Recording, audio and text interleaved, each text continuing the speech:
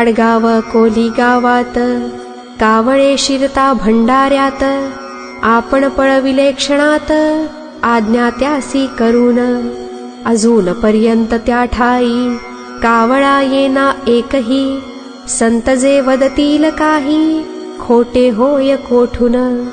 प्रखर असुनी उन्हाळा निर्जनशा काननाला, ऐन दुपारचे समयाला कौतुक केले अभिनव. अकोलीच्या रानात सर्वे नंबर 52, एका शुष्क गर्दाडा प्रत बनविली तुम्ही पुष्करणी.